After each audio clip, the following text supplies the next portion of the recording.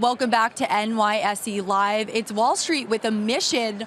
Roberts and Ryan is a full-service broker-dealer that trades here at the NYSE, and they're 52% veteran-owned, and they prioritize hiring veterans. Here to share more is Ed D'Alessandro. He is the CEO of Roberts and Ryan. Ed, welcome to the show. Happy to be here, Ashley. Nice to meet you. All right, so can you tell me how and when Roberts and Ryan started? Yeah, so Roberts & Ryan is one of the oldest service-disabled veteran-owned broker-dealers. We were founded in 1987 by a combat Marine named Dan Roberts. He was injured in Vietnam, and he started broker-dealers primarily doing municipals out of California. He was looking to exit the business in 2017, so a group of us veterans and what we call citizen patriots bought the firm from him, recapitalized it, and then had the mission of turning it into a full-service broker-dealer, and that's what we are today. And I understand that the guiding principle of your firm is giving back to veterans. How do you do that? We do it in a number of ways. I mean, primarily we hire veterans. That's one of the main ways. We have a very strong internship program, so we're taking people into the firm and then helping them find other jobs through our internship program. But the main way we do it is by giving back a very significant percentage of our revenues on every trade we do to organizations that are working with veterans every single day. So we work with organizations that are buying these high-tech wheelchairs for veterans who are severely disabled. They go over rocks and sand and gravel. It was invented by the guy who invented the Segway, incredible machine. We work with a lot of organizations that are helping veterans with PTSD and trying to stop suicide, which, you know, obviously there was over 7,000 active duty military people were killed post 9/11. But over 4 times that number have committed suicide, and there's over 100,000 who've been catastrophically injured. So we focus on a lot of those organizations that are helping vets with health and wellness and then career transition as well.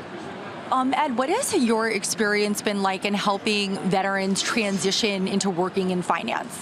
Yeah, it's been great. I mean, everybody at the firm, you know, believes in our mission and what we're doing, and we always just say we just want to help vets any way we can. So as I mentioned, the internship program and hiring veterans, but pretty much any time a veteran calls us and asks for help, we try and help them out. I had a vet call me and wanted to get licensed, so we brought him in, we gave him his licenses, and now he's the CFO of a small beverage company.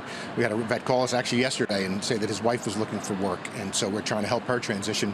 He's transitioning out of the military and his wife's looking for work. So we literally will do anything to try and help a vet if we can.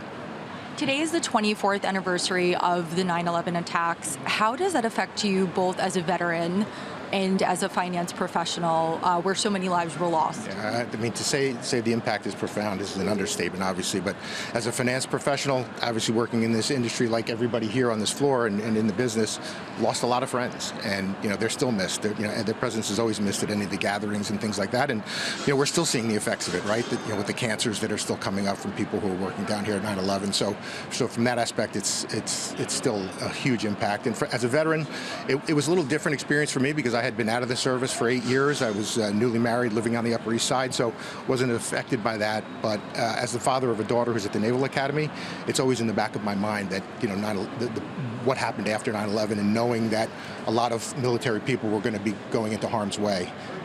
But on the flip side, there were some positives, right? Just the heroism that we saw from the first responders and people like Father Judge, and you know, just the civilians who helped out that day. I mean, it's incredible, right? And then the veterans that, you know, we work with who are on our board, who left lucrative jobs on Wall Street to go back into service and sacrifice. That, you know, we're not the only country that produces heroes, but we sure produce a lot more of them than pretty much anybody else. So from that aspect, it's profound.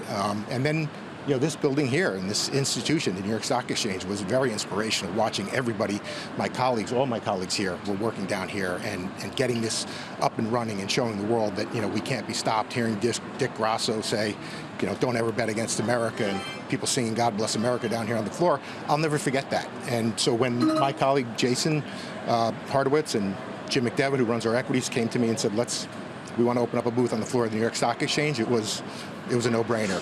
We're the only veteran-owned firm down here. We're the second only veteran firm to ever be down here. Ulysses S. Grant, President Grant, was the first.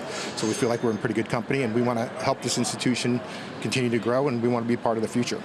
Thank you for your incredible work, Ed D'Alessandro, CEO of Roberts and Ryan. Thank you so much for joining us today on at the New York Stock Exchange. My pleasure. Thank you.